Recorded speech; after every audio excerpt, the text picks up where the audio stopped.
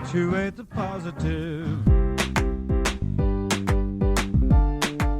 Always look on the bright side of one bad movie at a time.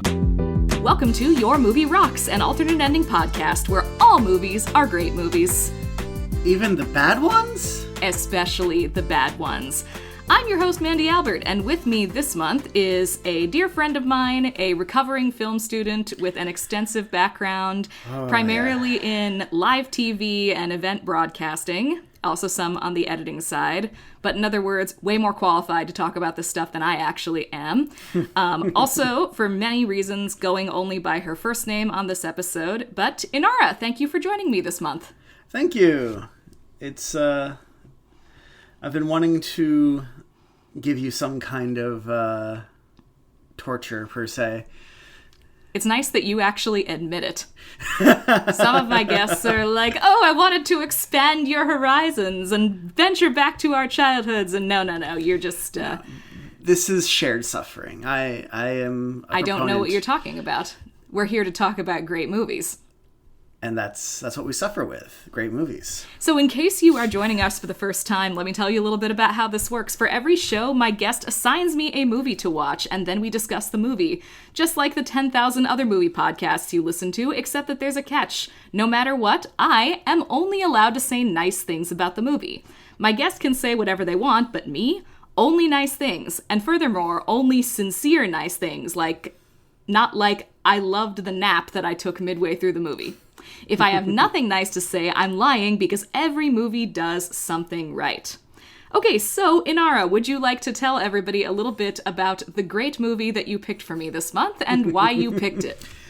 All right, so I chose the Minecraft movie. Or a Minecraft movie. That is specific. And yeah, I've been a fan and I've played Minecraft for a long time, so I saw this was coming out. Did not see it in theaters, which I think is a good thing considering all of the memes in person that happened and events happened at theaters and whatnot. But yeah, I knew this movie would have been perfect for a show like this, and I wanted you to see it. Why on earth would this movie have been perfect for a show like this? Tell us a little bit about this movie, Inara. So, at first glance, it actually, you got a to B tier star list going. You've got Jack Black, which he also does the music.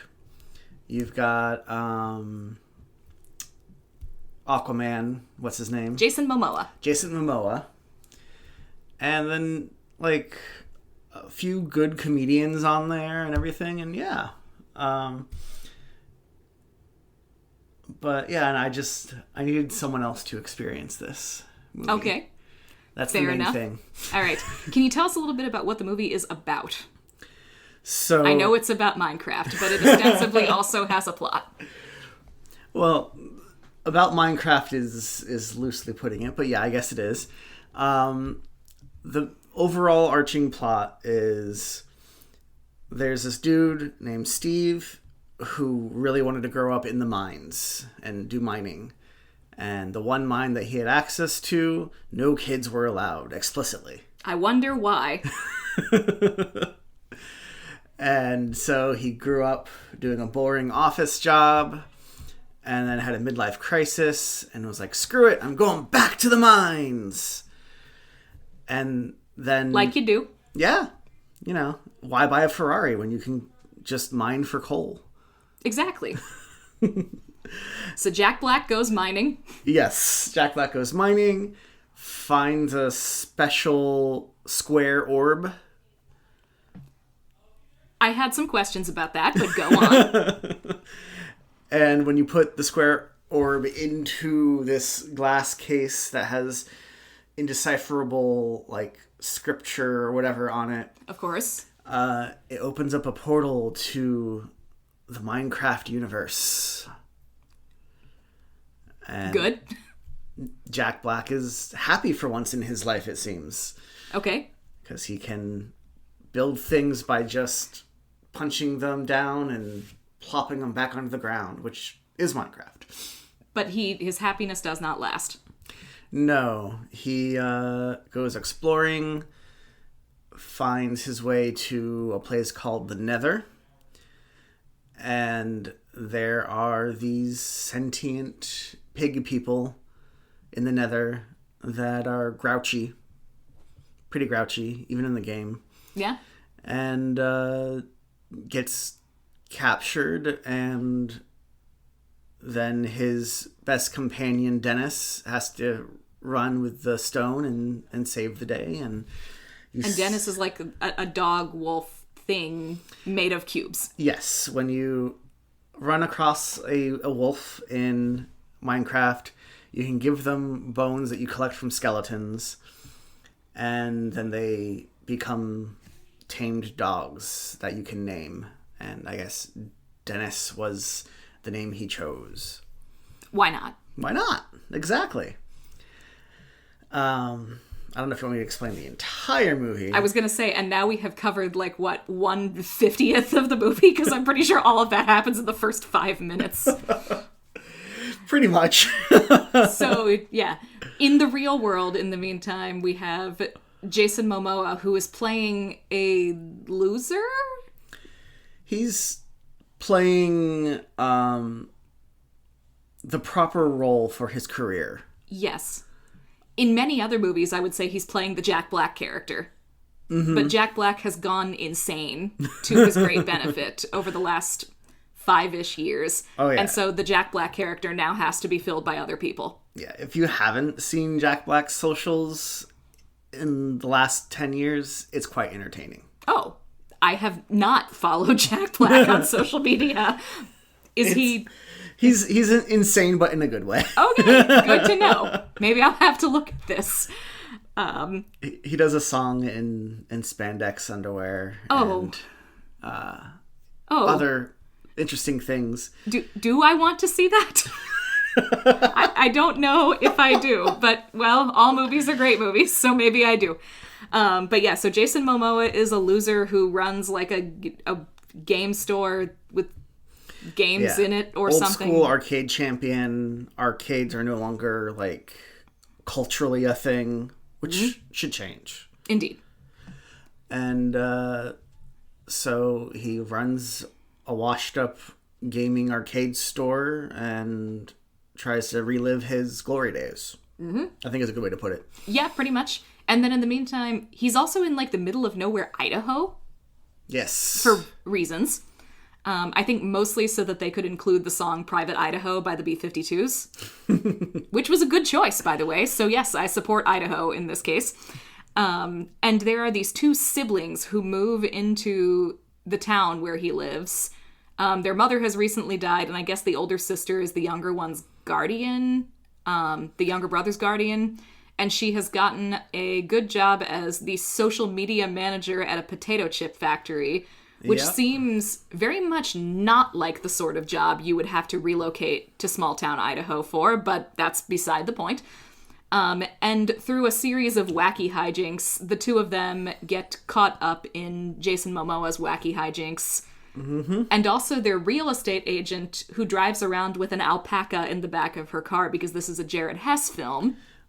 Plus various animals in cages on top of the car. Also that ends up getting involved in the Jason Momoa hijinks, and they all end up inside the Minecraft overworld with Jack Black, and then everybody who has ever seen a movie probably can figure out kind of where it goes from there. Okay, so if last month you thought I knew absolutely nothing about the Beatles, I am like a PhD level scholar on the Beatles compared to anything I know about Minecraft. So here's what I know about Minecraft. It's a game. It's played on computers, I think. Computers and mobile. Okay. Now. You build stuff out of cubes. That's kind of it for what I know about Minecraft. Is there like a plot to the game? Is there lore? You can pull some lore out for sure, because there is and there isn't a plot. So the ending of the game per se isn't really like an end, it's just the like end boss is this ender dragon. Okay.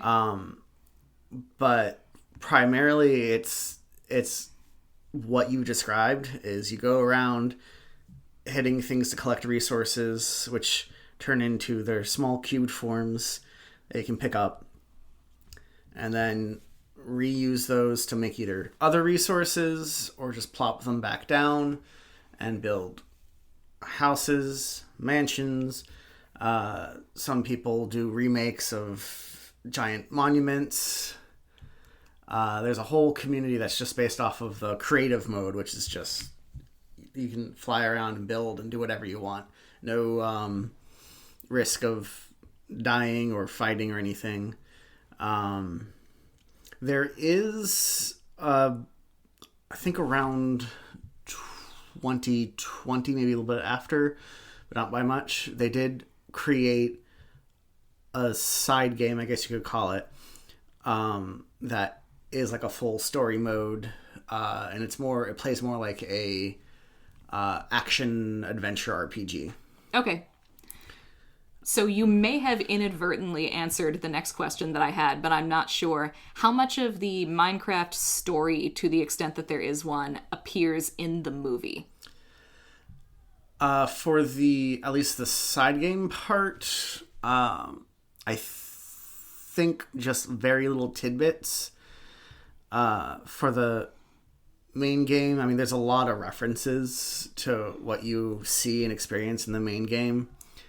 And yeah, the movie's mostly just like references to this is my Minecraft. Okay, so it's more like fan Easter eggs than trying to follow any kind of in-game plot sort of thing. Yeah. As far as now, I do play Minecraft, but there's definitely people who are like into Minecraft culture, and I only scratched the surface, really. But okay, but still, that's healthy. Yeah. Yeah, and I also work in education, and sometimes you just get tired of hearing about Minecraft from children. Indeed. Indeed you do. So I don't delve too heavy into it because of that as well. But and it's what a good that game. tells me is also that no matter what level of education you work in, you get tired of hearing about Minecraft from children. Yes, especially when Minecraft is allowed in the district and kids can self-install it from a portal that the district has, because Minecraft education is like a program. Oh, I'm not going to think about that. And instead, I'm going to think about how I loved this movie. Let me pull up my notes on why I loved this movie. So one of the things that I loved about this movie, this gives me a chance to introduce my in-development grand unified theory of stupid art. Because this movie is tremendously stupid. Now, I did not break my rule. That is not inherently a negative. And in this movie's case, I think it is a positive. Some of my favorite movies are stupid movies. Indeed, I've watched many of them with you. We have watched a great many stupid movies together, which is why I am looking forward to talking about this with you. So I think when you are watching a piece of stupid art, there are three kind of questions that you have to put it through to determine whether or not the experience of it is going to be enjoyable. So the first That's the one, focus for sure. do the people involved know it's stupid? That's the first one. Second one, do they care that it's stupid? If they do know. And if they don't know, do they care about like making a good thing? We'll say movie in this case because we're talking about movies. And then finally, if they do care, does the caring come from a place of love or from a place of contempt? So is your investment in this project because you love the thing that it is about, stupidity and all, or because you hate the thing and the people involved in the thing and you are using this as an opportunity to show how much you hate them? So my theory of stupid art basically says that in order to be really good stupid art, the people involved need to know that it's stupid, so they need to be in on the joke. Either that or the people need to be extremely deluded about how stupid it is. So basically you either have to be fully aware that it's stupid or completely obliviously unaware that it's stupid.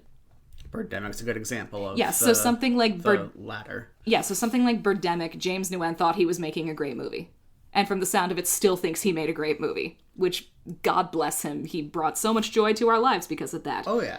So in the Minecraft movie, I really appreciated that at least for among the cast, every single person was in on the joke.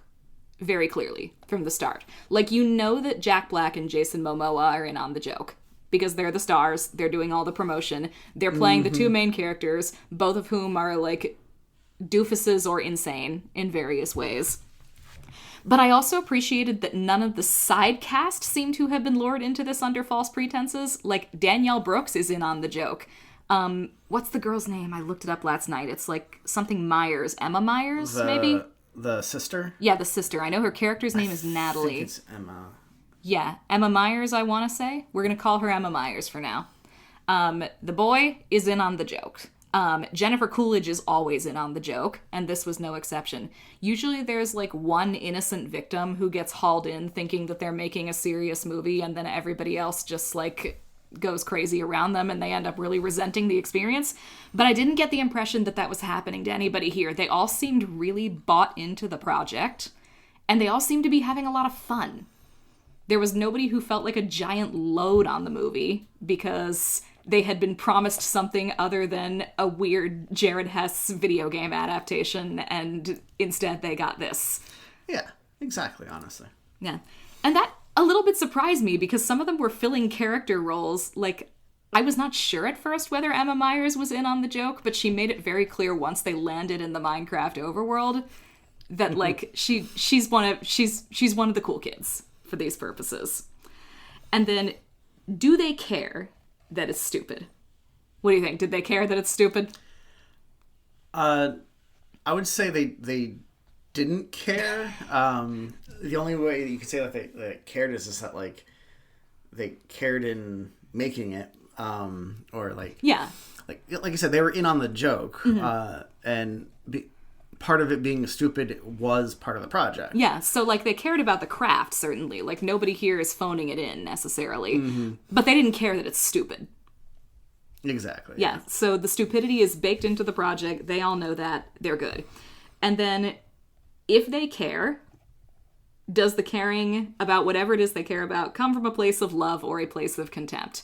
It seems like everybody involved in this project really loves it.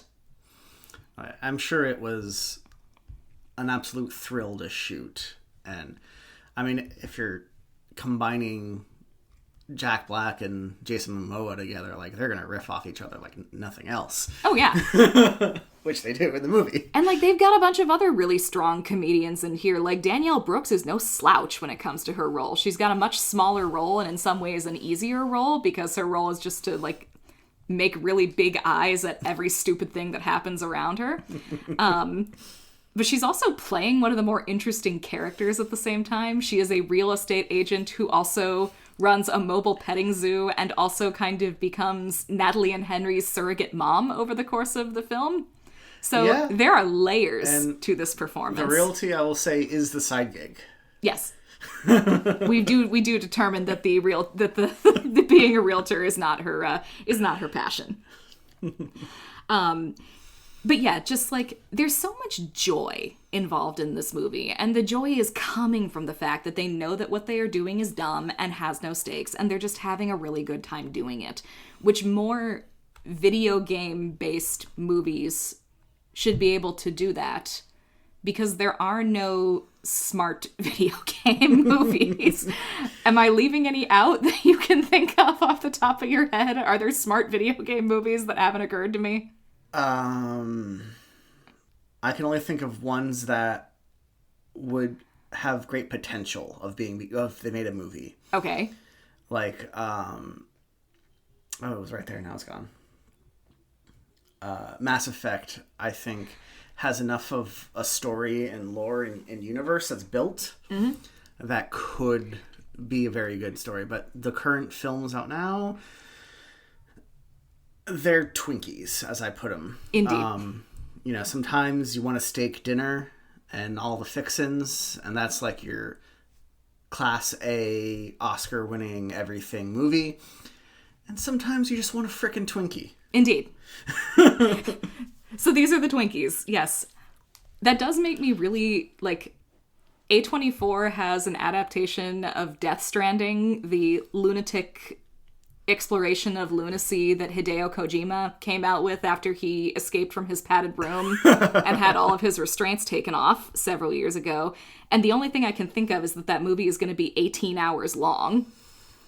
But it will be interesting whether they are able to endow that one with a brain, or whether they are able to simply embrace their status as a video game movie about a loony video game. But back to this one, which does exist in the real world. Were you going to say something? I was just going to say, I think that would be the production house to take on that kind of project, but that's about it. Yeah, certainly. The thing that I kept comparing this to mentally was, speaking of Jack Black, the animated Super Mario Brothers movie that came out last year? 2 years ago? What even are years at this point? I think it was last year. Especially post-COVID. Yeah, exactly. I've seen that a couple of times now because my son really likes it. And basically the only thing I have to say about that movie is I'm really happy that Jack Black had a good time, because he had a good time in that one too. I don't think that movie understands that it's stupid. That was an attempt of a sincere film and did not... it wasn't terrible. No. It was better than I expected it to be. Like, I think that... And also, I think that in that one, only some people were in on the joke. Like, Jack Black obviously was the joke for a good chunk of the movie. Mm-hmm. Chris Pratt was in on the joke. I can never remember the name of the guy who played Luigi. It's like Charlie something or other. Something very generic sounding. He was basically in on the joke. Seth Rogen's in on the joke. Anya Taylor-Joy was not in on the joke. I don't think anybody explained to her what she was supposed to be doing over the course of making the movie.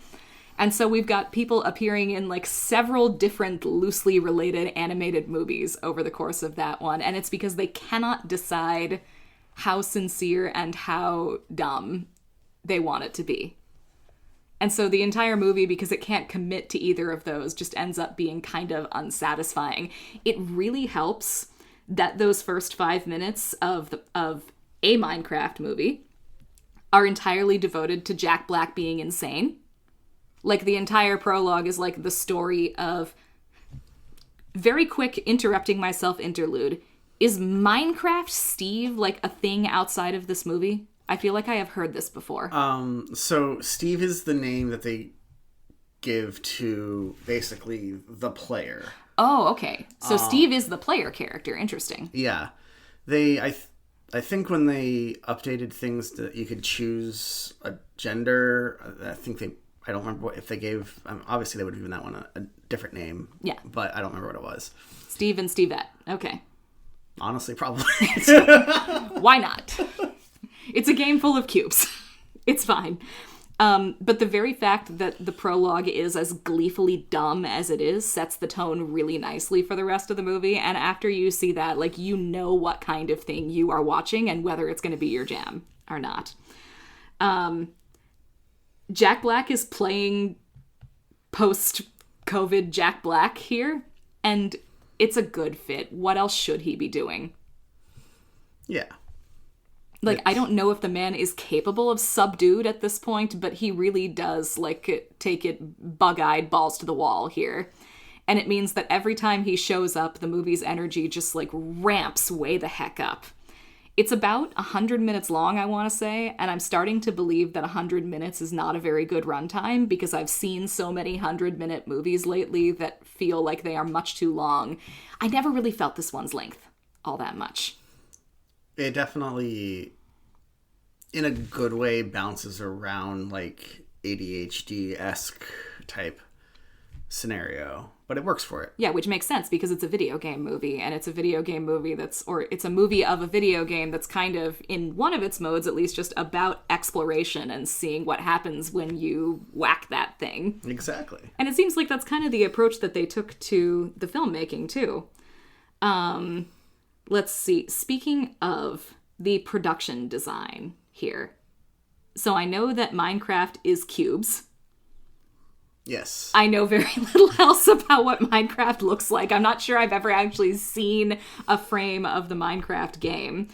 But the movie makes me want to look at frames of the Minecraft game. It's so bright and shiny in a really good way. Like, it all looks fake, but obviously it looks fake because it is fake, and they embrace the fakeness of it all. Like, one of the very first things that Jack Black encounters is a pink sheep, and then he builds a house out of pink sheep. Which you can do. And they're so pink. Oh, it is hot, vibrant pink. It was so nice. Like, the grass is so green. Like, the last movie that I saw make such good use of pink and green, and the contrast between them was Zombies. And one thing, I don't know if it was their intention or if they just wanted to make sure to use like really high quality CGI type thing, but a very big aspect of Minecraft is modding the game. Mm-hmm. And yeah, some people's mods and builds, like, it is straight cinematic. You take this low poly square like game, and then all of a sudden you build a supercomputer to run this like full-on James Cameron, even like Avatar and all this stuff level graphics, and it's just like, wow. Okay, I get it. Yeah, so they decided to... but still cubes. But still cubes. James Cameron, but cubes. Somebody has probably recreated Avatar inside Minecraft. I'm sure if I were to Google that right now, I'm not going to. But there are Avatar mods. Maybe we will later. I can confirm there are. Okay, good. So they decided to just make a giant Minecraft mod, except it's Minecraft. So, okay, I can get behind that. The animals are actually really cute. I was afraid that the designs were going to be so repulsive. And they're not. The human designs are pretty repulsive. But again, I think the movie knows that, and I'm guessing that that's pretty close to what humans look like in the game, too. Yeah, they're repulsive. Villagers are all repulsive. They work enough because of the low res, and yeah, if you were to make them high res, the movie is not in low res. It would become what you saw. And honestly, I appreciate that they embraced that, because they could have gotten really insecure about it and been like, we're gonna take this design, but we need to like soften it so that it looks good on a giant movie theater screen. And they were like, nah, fuck it, we're just putting the Minecraft guys in the movie. And it works really well, especially in the scene where Jennifer Coolidge's character is like having dinner with one of the Minecraft villagers. Yes, and their language of just, I assume nothing talks in Minecraft as well. There is no actual language in Minecraft, so that all the villagers just grunt. So it's video game grunts and groans. Mm-hmm.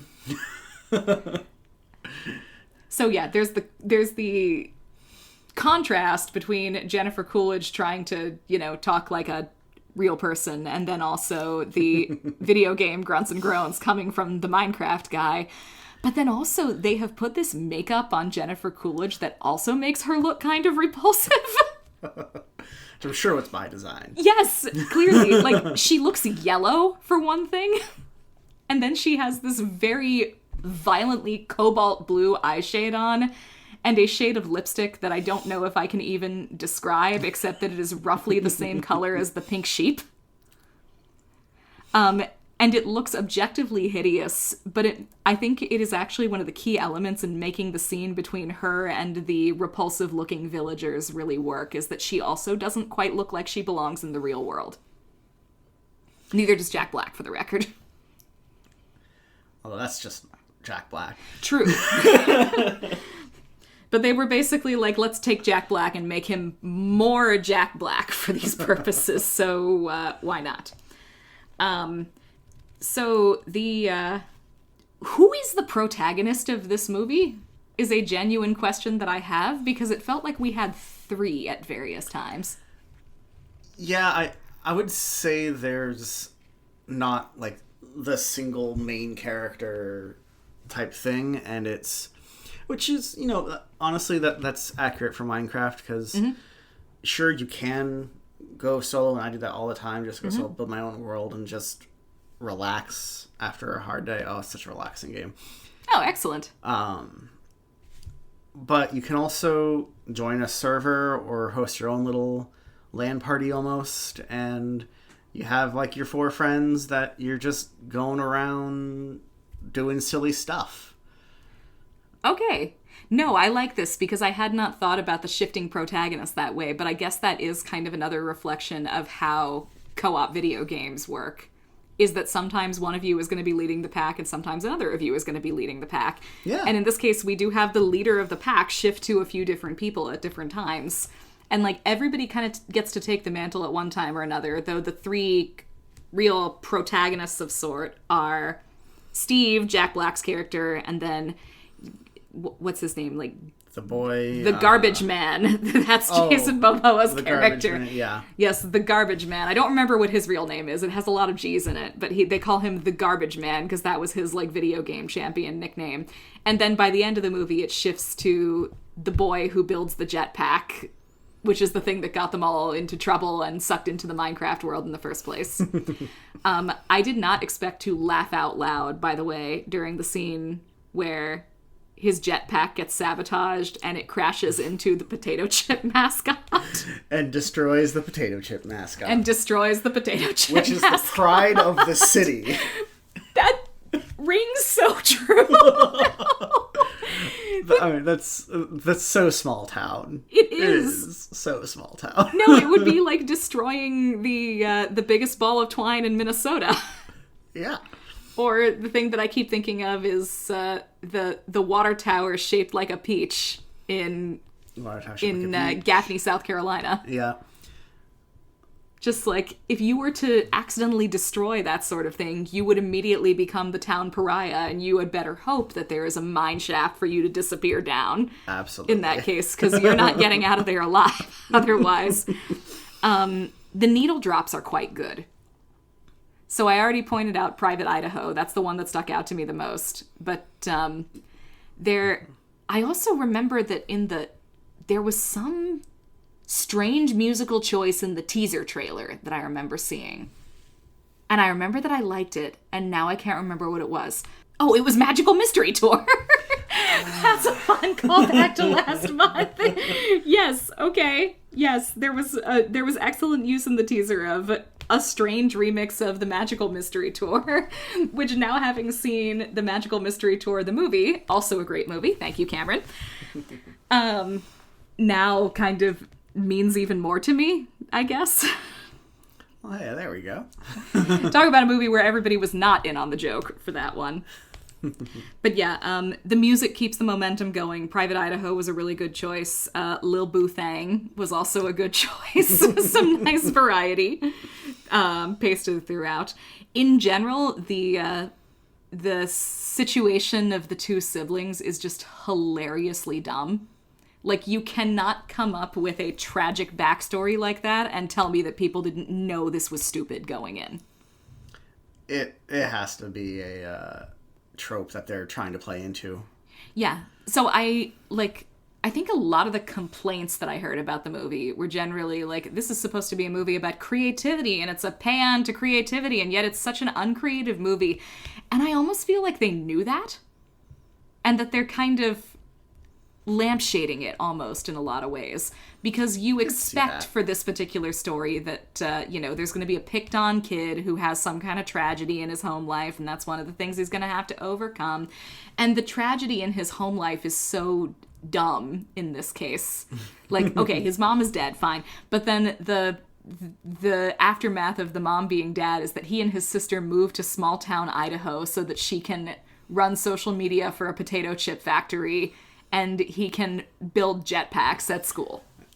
Yeah, just completely uproot your old life. It was, again, just like, we could focus more on this, but nah, cubes. Yeah, and which honestly, that's supposed to be the focus of the film, is cubes. Mm-hmm. Cubes, yes. Can we talk a little bit about the villains? So there's this, like, Minecraft hell called the Nether that I assume is also a real thing. Yes. In Minecraft. And that's a good way of putting it. Yeah. It's real. It takes a while to get there if you're not like if you're going from scratch in like survival mode. You have to make tools that can be strong enough to farm obsidian and mine obsidian, and then make this giant portal and find the right tools and things to then make it active. And then you're in bizarro fire world hell of the overworld, where it's identical to the overworld, but just all flames and fiery and grumpy pigs. Mm-hmm. I don't know if it feels this way in the game, but in the movie it just feels like a direct parody of Lord of the Rings, or perhaps The Hobbit and like the Goblin Cave in the first Hobbit movie. Honestly, or generally fantasy hell worlds, I guess. I didn't pick that up the first time, but no, it's pretty close, I would say, in feel and design to in the Hobbit movie, where they're all trying to run away from the goblins in the mountain. Which was also full of characters with repulsive designs that I kind of liked. I secretly sort of liked the first Hobbit movie. That's one of my great shames. But again, all movies are great, so all good in that one.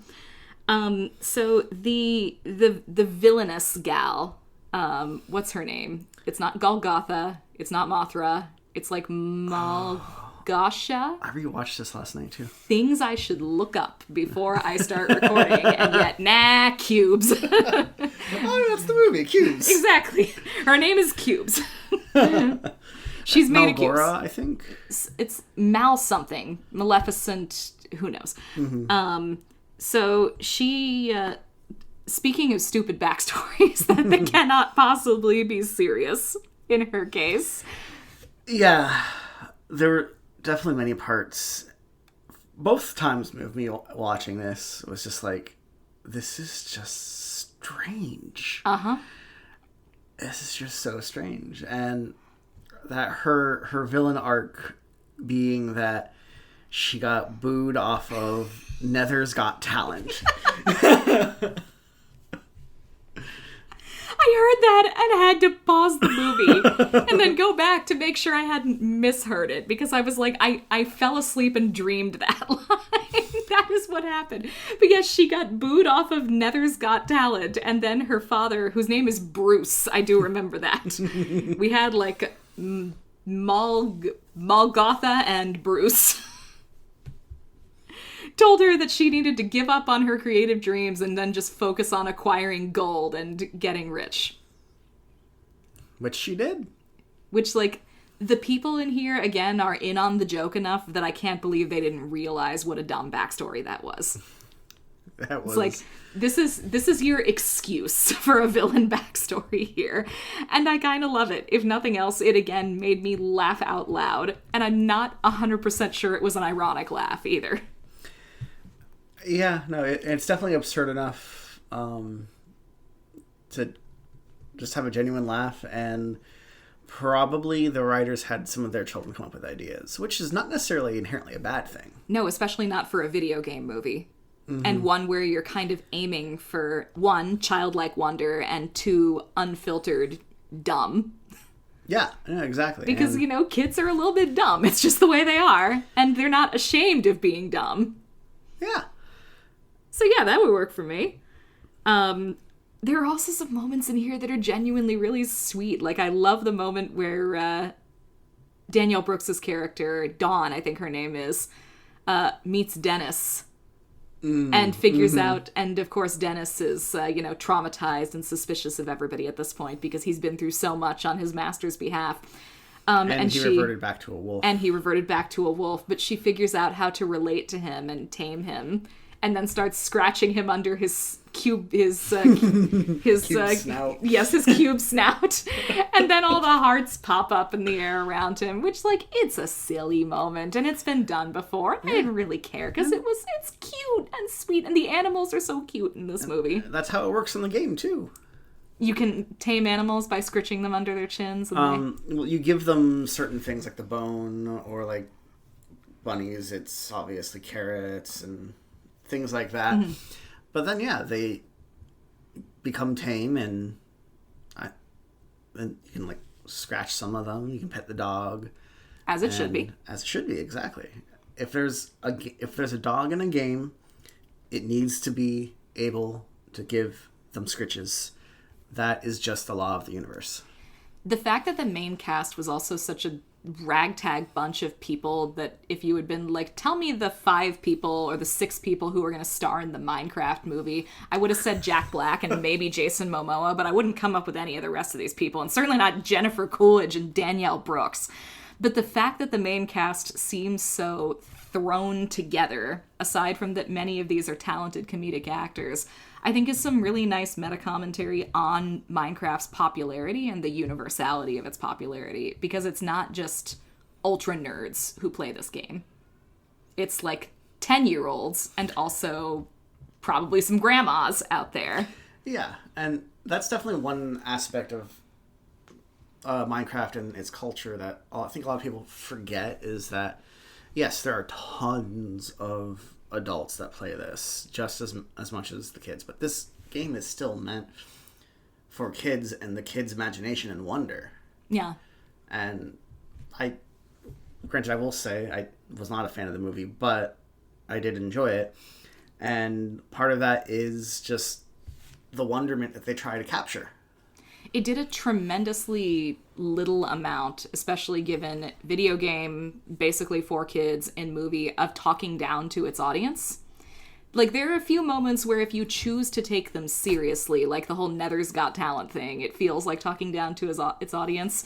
But because I am clearly being instructed from the first 3 nanoseconds of the movie not to take this seriously, I'm not going to.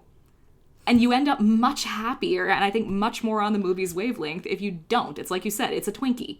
Mm-hmm. Don't bite into a Twinkie and then be like, I didn't expect this to taste like weird processed cream and year-old fried dough. It's a Twinkie. You gotta roll with it. Mm-hmm. Finally, the pièce de résistance. I was a little bit disappointed that we did not actually get to see Jason Momoa in a unisex turquoise blouse. Yes. But I very much appreciated the running bit early in the film about Jason Momoa and the unisex turquoise blouse. I think there's cut footage out there. I think there is. Oh, God, I hope there is. Because Momoa is someone who would do it. He's a yes-ander. And he's a mermaid at heart. We know this from, I didn't see Aquaman, but I assume we know this from Aquaman. He's meant to be a mermaid. That's just how it is. Mm-hmm. And of course it ends with the dance party, because of course it ends with a dance party. What else is it going to end with? There are just certain things that people expect going into this kind of movie. And if you don't hit those beats, there's an extent to which you're doing it wrong. Yeah. But yeah. All right. So I think I'm about at the end of my commentary on this great movie. So now, as is tradition, did I actually like this movie? So 1 to 5 scale, what did I give this? Going in, I would have said you would have given this a 1 because you're required to give it at least a 1. But honestly... At least 1/2, but... But honestly, probably a 3. Okay. Not too bad of a guess. Yeah, you weren't too far off. So 2.5. So here's the thing. Now that I'm being honest, this is the sort of movie that I just extremely do not want to see more of. Definitely. Clogging movie theaters. The best case scenario... There needs to not be a sequel for sure. Yeah, there's going to be, because it made, like, large swimming pools full of money for everybody involved in it. Just hope that they stop making a mess in the theaters.